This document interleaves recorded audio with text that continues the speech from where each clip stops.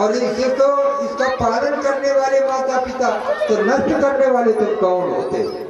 इसलिए आत्महत्या महापाप है। ब्राह्मण ने झोली में हाथ डाला, एक फल निकाला, बड़ा सुंदर फल, और ब्राह्मण से कहा, सन्यासी ने झोली से फल निकाला, ब्राह्मण को कहा ये फल ले लो, हे ब्राह्मण जो भी इस फल को खाएगा उसके पुत्र की उत्पत्ति।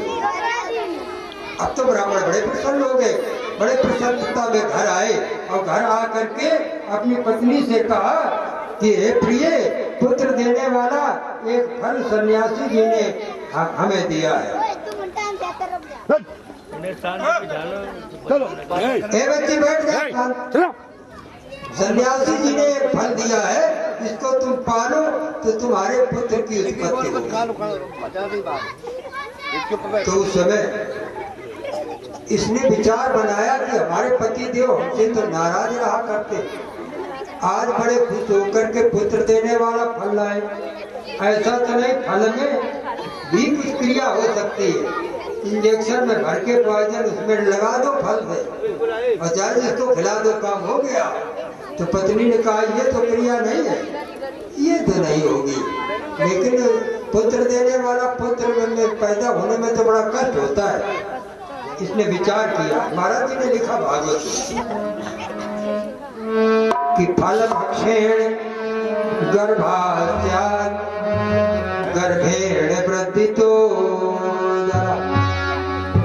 स्वल्प भक्षम तथा असक्ति गृह कार्यम कथम भवेत्। अगर मैंने फल खा लिया तो फल भक्षेण, फल के खा लेने पर गर्भास्यात्, गर्भ रह जाएगा, और गर्भेण, गर्भ रहने पर वृद्धि तो पेट बढ़ जाएगा। जब पेट बढ़ जाएगा तो स्वल्प भक्ष्य, तो भोजन कम चले। गर्भवती नारी कम भोजन कर पाती, उसका तो पेट भरा ही है। तो उस समय स्वल्प भक्ष्य, अल्प भोजन होगा। तो ततो अशक्ति, जब कम भोजन खाएंगे तो ताकत कम हो जाए, जब ताकत कम हो जाएगी तो 2-3 काम उल्टे हो जाएंगे। कौन? पहले तो ये है गृह कार्यम कदा भवेत्, घर का काम कैसे हो। दूसरा ये है, अभी तक हम फूट पे रहे, 16 मोहल्ला वाली नगर एक बात कही तो 4 बुलाए, और ज्यादा अगर इधर उधर की बात की तो 4 हाथ जमा दिए। ब्राह्मण को शिकायत मिला करती थी कि आज तुम्हारी पत्नी ने हमारी पत्नी को मारा, है ना। तो इसलिए वो सभी लोग मिल करके और हमको अपना बदला निकाल लें। इसलिए मैं क्या करूं, तो फल इसने रख दिया, फल नहीं खाया। शादी ले लो, आप भी ले लो।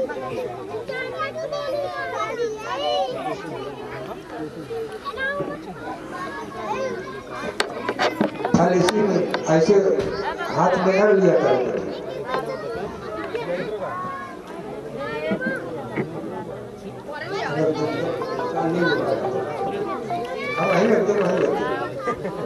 तो इस तरीके से इसने विचार करके अब उस फल को नहीं खाया। लेकिन एक दिन एकदा भगनी तद्ग्रहं स्वच्छाया, एक बार उसकी बहन सुरक्षा से अकस्मात उसके यहाँ आ गई। तो उसको उसने सारा वृत्तांत बताया कि हे बहन, हमारे पतिदेव ये फल ले आए। बोला ये कैसे? बोली कैसे फल है? क्या ये जो खा लेगा उसके पुत्र पैदा होगा? क्या पुत्र पैदा होगा? हाँ हाँ, क्या खा लो, तुम्हारे में कोई पुत्र है नहीं। कहने लगे हमने तो फल नहीं खाया। क्यों? तो ये कहने लगे कि फल लागत बास सुखाए गयो, फल लागत कदली काटी गई, फल लागत वैश्यामली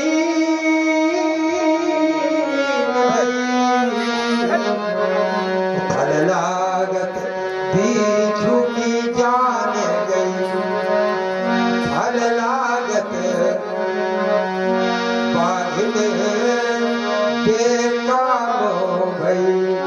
इन छैयों की हम देखी दशा, फल खायो नहीं भय खाए। फल लगने पर बांस सूख जाता, कुंडलियां पड़ जाती है, उकठा जब बांस होता है उसमें भुजाएं नहीं निकलती, वही ऐसे फल ऐसे लगे होते हैं। बांस सुखाए गए, फल लागत कदली काटी गई। केला में जब फल लग जाते हैं तो नीचे से उड़ा दिए जाते हैं। फल लागत वैश्या मलिन भई, वैश्या के जब पुत्र पैदा होता है तो उसका रुआब समाप्त हो जाता है। और फल लागत बाघिन बेकाम भई, शेर के जब बालक पैदा होता है तो जंगल में एक ही रहता है तो वो फिर समाप्त होती है।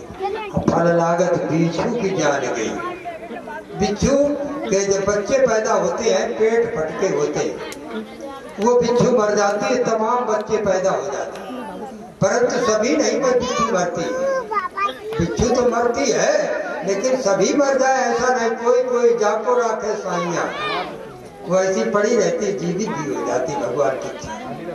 लेकिन अधिकतर 99% बिच्छू जो है पेट फटके होती है, वो मर जाती है, दूसरे बच्चे पैदा हो जाते हैं। तो इसलिए छैयों की जब दशा खराब है तो हमने फल खाया नहीं, फल खायो नहीं भय खाए गई। भय खाए गई तो फल नहीं खाया। अरे कहा कि बहन तेरे तो पुत्र नहीं, तुझे तो खा लेना चाहिए। ये नारियां अगर पुत्र देने को ही डरने लगे, भय करने लगे तो ये सृष्टि कैसे पैदा हो? खा लो, करना डर लगता हमको। तो अरे खा लो, तुम्हें क्या डर है, कुछ नहीं होगा। का तो एक तब भी होगा।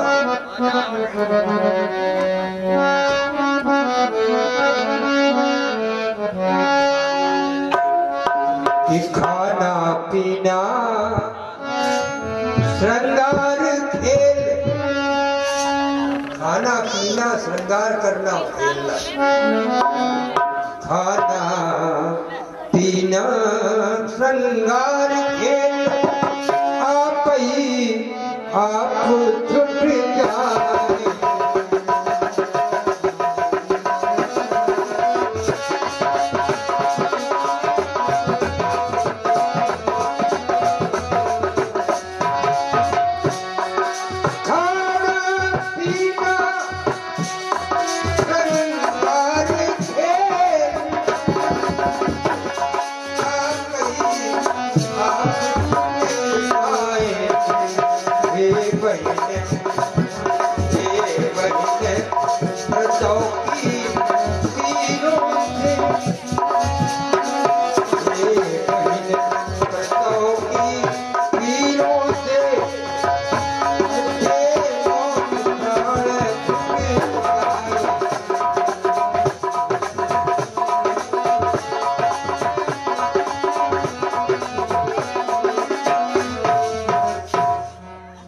खाना पीना सब छूट जाएगा। और हमने तो दूसरे के बच्चा पैदा होते पर रोते देखा तो हम अधमरी हो जाती दूसरे को देख के, और हमारे अगर वे दर्द हो गई तो हम तो मर जाए। मैं ना खाऊंगी, इसलिए एक काम करो, इसलिए उपाय सोच बहना, इस पिछ जाने से बची रहूं। लड़का हमारे पैदा ना हो, ये उपाय बताओ। फल का भी फल, फल का भी फल, फल दिखला दे और फल खाने से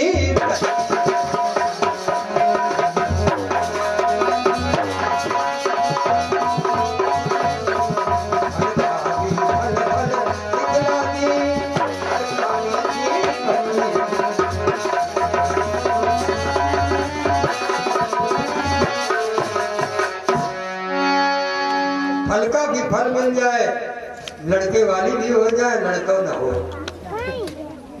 उस बहन ने कहा हाँ इसका भी जुगाड़ है हमारे पास, बोलो कहा क्या है? तो बड़ी प्रसन्न हो गई कि देखो हमारे पास 6 लड़कुआ है। कितने हैं?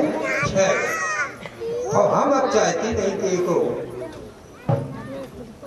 और देखो तमाम बच्चा है और हम हमारे गर्भ में भी बच्चा है, हमारे 6 है, अब हम 7वां चाह नहीं गए।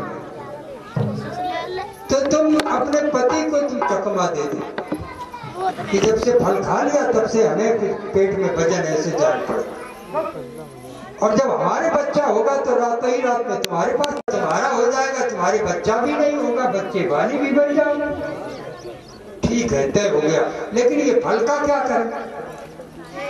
ये हमारे पति देव लाए हैं, जब फल खाएगा उसके पुत्र होगा तो घर का काम भी करेगी और दूध भी पिलाएगी।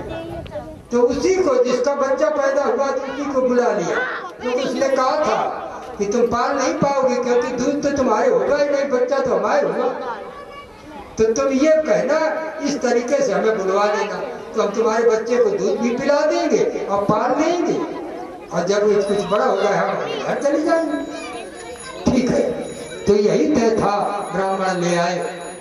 और दूसरी बात अनुरागी और सुनो, जो फल गाय को खिला दिया तो सन्यासी के द्वारा प्रदत्त किया हुआ फल था, उसमें तो एक शर्त लगी थी, जो भी इस फल को खाएगा उसके पुत्र ही होगा। तो गाय ने खाया, गाय के भी पुत्र पैदा हुआ। अब ब्राह्मण बड़े प्रसन्न हुए, अभी तक तो गाय बछड़ा बछिया तक नहीं देती, और जब हमारे पुत्र पैदा हो गया तो गाय ने भी पुत्र दे दिया, है ना।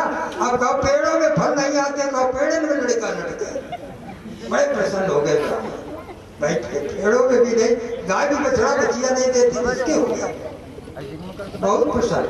ब्राह्मणों से नामकरण संस्कार कराया तो गाय से उत्पन्न होने वाले बालक का नाम गोकर्ण रखा है। और धुंधनी की धांधलियों से जो बालक पैदा हुआ उसका नाम धुंधकारी रखा। बालक धीरे धीरे बड़े होने लगे तो परिणाम क्या हुआ? बड़े हुए। गोकर्ण सुबह से संध्या तक पूजन में समय बिताने लगा। खलनीत धुंधकारी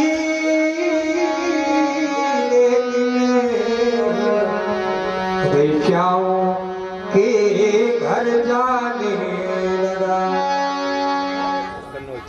देखो, गोकर्ण तो सुबह से लेकर शाम तक अपना समय पूजा भजन में व्यतीत कर रहा, क्यों? सन्यासी के द्वारा प्रदत्त फल से उत्पन्न है। जमालपुर जो भगोइयापुर रोड नहीं है, धुंधकारी था, वैश्याओं कहाँ जाने लगा। लोगों ने शिकायत की तो ब्राह्मण ने एक दिन डांटा, क्यों रे तू ब्राह्मण होकर के तू वैश्याओं क्या जाता? आपको शिकायत मिली होगी, जिनको इज्जत से बैठाना नहीं जाता वही शिकायत करते हैं, और जिसको जहाँ इज्जत मिलती वहाँ तो जाते हैं, बड़े इज्जत से बैठाए जाते हैं। तो पंडित जी का लड़ा आया, कहते इज्जत तो मेरे द्वारा है और तू मेरी खंडित कर रहा, वैश्याओं क्या का मैं तो जाऊंगा। कहा जाओगे तो हमारी तुम्हें दंड देंगे। कहा तुम तो कहते ही हो मारेंगे, लेकिन अगर तुमने रोकने का प्रयास किया तो हम साथों मार बैठे। पिता से पुत्र ने कहा तुम तो कह देते, हम सचमुच मार देंगे, जा रहे तुम रोक लो। चला गया, बड़ा दुख हुआ। आज याद आया, सन्यासी कहते थे संतति सगर दुख, संतान से जहर के समान दुख होता है। एक विख्यात कुटुंबांसा सन्यासी परम सुखम, कुटुंब के अंश से अलग हो जाना, सन्यास ग्रहण करना परम सुख का साधन, हमने त्याग कर ये क्या कर डाला। इसी बीच में गोकर्ण आ गया, पिता को दुखी देखा, बोले पिताजी आज आप बहुत दुखी हैं। कहा हाँ, क्यों? का पुत्र तुम्हें देख करके जितना हृदय ठंडा होता है उसको देख करके और छाती जल जाती है, ऐसा कोई साधन बताओ जिससे शांति मिले। अच्छा, शांति और सुख चाहते हो तो सुख और शांति इस संसार में नहीं है। देखो नई बात आई, सुख इस संसार में नहीं है। 7 चीजें 7 दिन है और 7 ही चीजें इस संसार में नहीं है। और साथ ही बताएंगे आज तो है सुख इस संसार में नहीं, कहाँ है उस सुख सागर, वहीं से जिसकी डोरी लग गई उसी को मिल सकता है। इस संसार में सुख नहीं, अनुभूति है, अनुभूति गलत होती है? बालक भ्रमई न भ्रमई ग्रह आदि कहीं परस्पर मिथ्यावाद। बच्चे ऐसे हाथ करके चाय माई घूमते हैं और जब जोर से घूमने लगते तो ये घर भागने लगते हैं। तो कहा देख रहे हो घर भागो जा रहे हो, ये नहीं भागो जा रहे हो, है ना। नौकारूढ़ चलत जग देखा आप अचल करने। नाव पर बैठे हुआ पुरुष जब सीधे गंगा जी पे जा रहा है या उधर से आ रहा है तो किनारे के पेड़ चलते हुए दिखाई देते हैं। रेलगाड़ी में आप बैठ जाएंगे, बाहर भाग देंगे तो पेड़ भागते हुए दिखाई देंगे।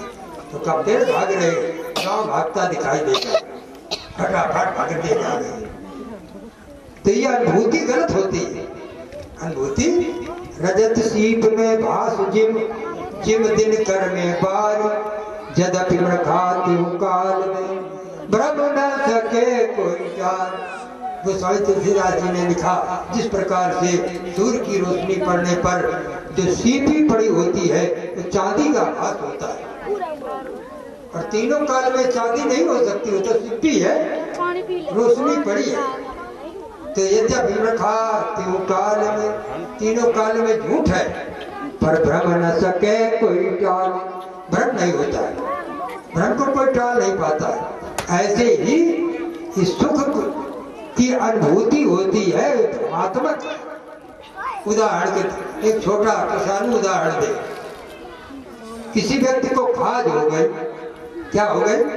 खाज जानते खुजली का रोग, तो खुजलाता है तो बड़ा सुख मिलता है। तो क्या ये सुख है? क्यों है ये सुख है? नहीं, ये तो एक रोग का ही लक्षण है, और बाद में जो कल्लात है वो भी उसी रोग का लक्षण है। इसी प्रकार से संसार में जिसको हम सुख देखते हैं तो खाज की तरह रोग का लक्षण है, सुख नहीं।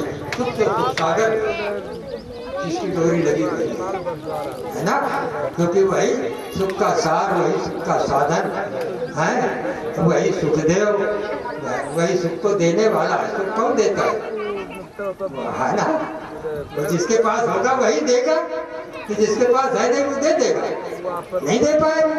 तो सुख तो सुख सागर के पास है, वहीं से सबको मिलता है, सबको जो कुछ मिलता है।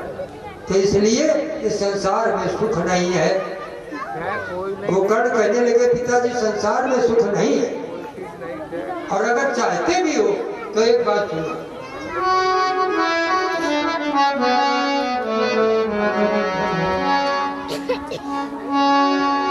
कि सच्चे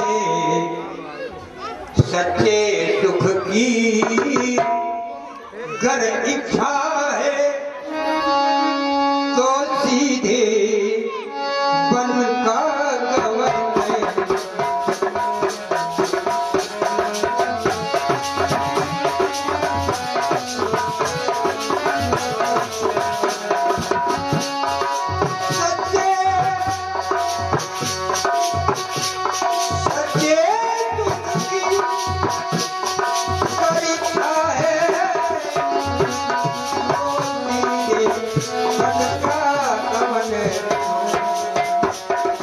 हमको उसको सबको छोड़ो,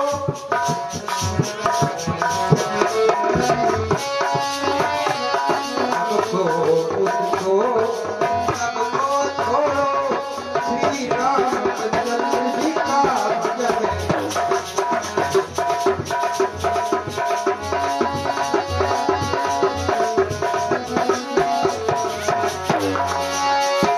दुखदायी एक दुखदायी, और दोनों होती बराबर, बल्कि सुख देने वाली ज्यादा खराब होती। दुख देने वाले से, हाँ सुख देने वाला अगर पिता को मारता पीटता गालियां देता है, बड़ा वो करता हो, और वो अगर कहीं गिर के मर जाता तो उस पिता से बताओ तुम्हारा वो लड़का यार एक्सीडेंट हो गया, कमर लटका देंगे, यही तो कहेगा। भले थोड़ा बहुत दुख हो, लेकिन उस समय यही कहेगा मर गया बढ़िया, आफत कर खत्म, तो उसके दुख इतना नहीं होता। लेकिन जो सुखदायिनी होती है महा दुखदायी होती है। जैसे हमारे रामायण में है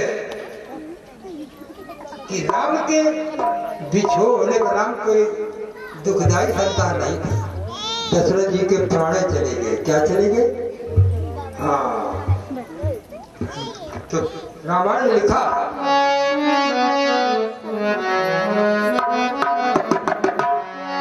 कि मिलत एक दारुण दुख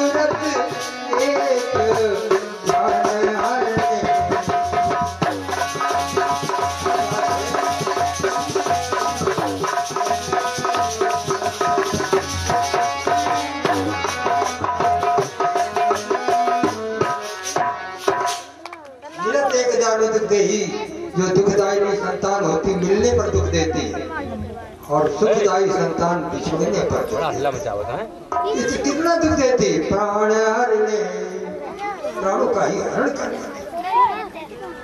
इसलिए संतान से हमें तुम्हें दुख है तो तुम्हें सच्चे सुख की इच्छा है तो बनने चाहिए। ज्ञान हो गया, क्योंकि अपमान में और दुख में ज्ञान का प्रादुर्भाव होता है। कोई भी गंभीर दुख हो, गंभीर अपमान हो तो उस समय ज्ञान होता है। ये जंगल में चले, इनके जाने के बाद में धुंधकारी धूप में हो गया। अब तो वैश्याओं का कटा जाने लगा, वैश्याओं का धन खर्च हुआ तो कहा कि भाई अब ले आओ, घर जाओ ना। तो घर पे गया अपनी माता को, पहले ले डंडा सूतने लगा। माता बोली अरे दैया दैया तोबा करती जाए और कहने लगी कि ये बालक क्यों मार रहे हो? ये बता पिताजी का धन कहाँ गड़ा है? तब बैंक नहीं थी, धरती में ही बैंक थी। वहीं गाड़ देते, कहीं खम्भों में, कहीं दीवारों में, कहीं आलों में।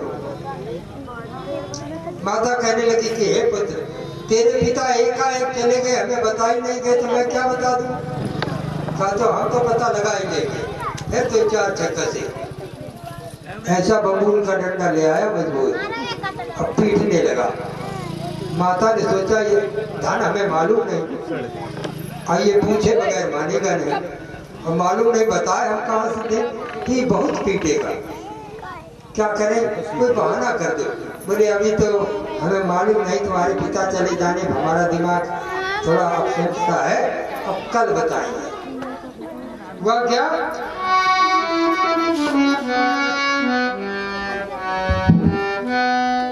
कि कल बतलाऊंगी ये कहकर बच सकी उस समय दुखिया। कल बताएंगे तो उस समय तो बच गए, पर रात में सोचा कि सवेरे कहाँ से बताएंगे, वो डंडा लेके फिर लगेगा। पर रात समय डर के मारे गिर गई कुएं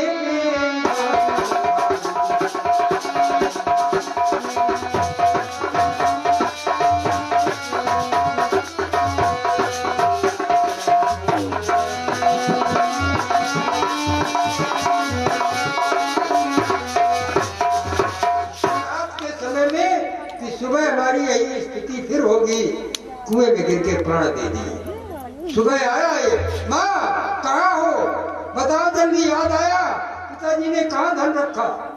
कोई हो तो बताए।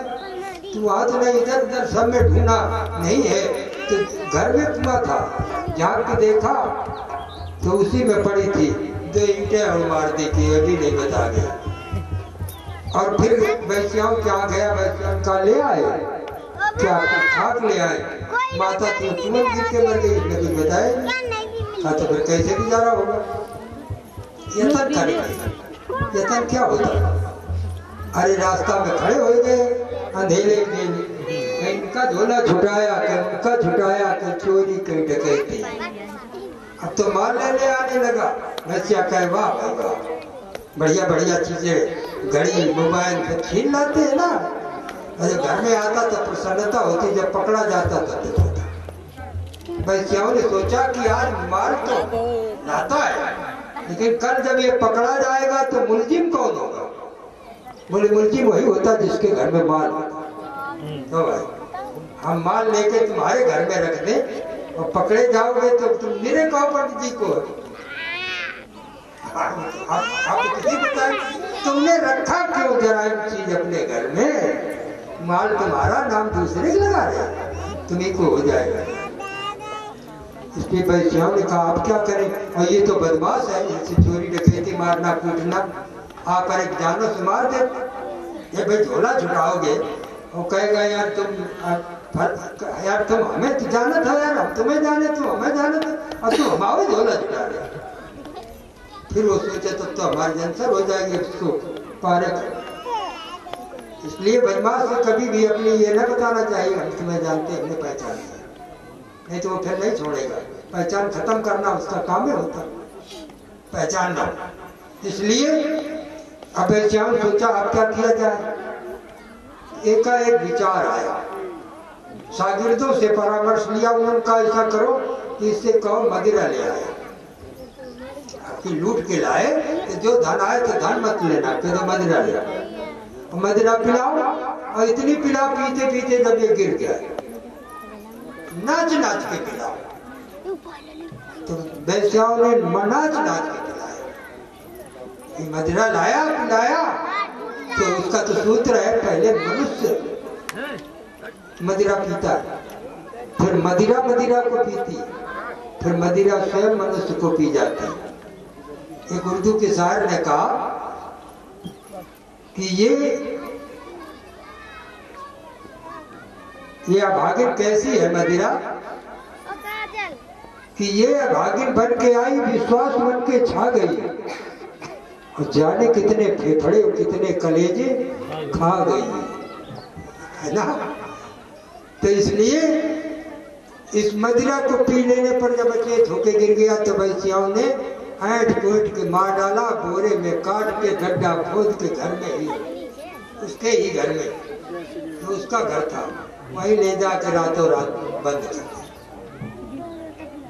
एक बार गोकर्ण ने जब देखा उस समय कि पिताजी चले गए, हमारा रहना अच्छा नहीं, पिता के कारण ही रुके हुए थे, तो ये भी चले गए थे। एक बार ये जब गंगा स्नान करने के लिए गोकर्ण जी गए तो गांव के कुछ लोग मिल गए गंगा स्नान। कहो भाई हमारे घर के क्या हाल, गोकर्ण जी ने पूछा। तुम्हारे घर के तो तुम्हारे पिताजी तो तुम्हारे आगे ही चले गए थे, हाँ, और तुम भी चले आए, हाँ, और तुम्हारे माता जो थी वो कुएं में गिर के मर गई, क्योंकि तुम्हारे भ्राता ने बहुत मारा उसको। फिर भाई की क्या पोजीशन था, उसकी पोजीशन सुन लो, चोरी डकैती करने लगा था तो उसको मिला नहीं, तो उसने वैश्याओं ने मिलकर उसको मार डाला, कोई रिपोर्ट करने वाला भी नहीं था, वो भी मारा। गोकर्ण ने कहा तो फिर अब इनका पिंडदान करना चाहिए ना, तो पिंडदान उन्होंने किया। गया गए सर्वे गए करके एक बार उधर से निकले तो याद आया कि अपना गांव है, चलो जननी जन्मभूमि स्वर्गादप करी। ऐसी जननी और जन्मभूमि स्वर्ग से भी बढ़कर होती है, माता और मातृभूमि ये स्वर्ग से बढ़कर है। इसलिए चलो आज अपनी मातृभूमि से निकलेंगे, तो वहीं आए। फिर सोचा दूसरे के दरवाजे जाएंगे तो लोग कहेंगे अपना तो मकान गिरा दिया, तो बाबा बन के निकल गया, नाव द्वारों तक हुआ। ऐसे सन्यासी को काट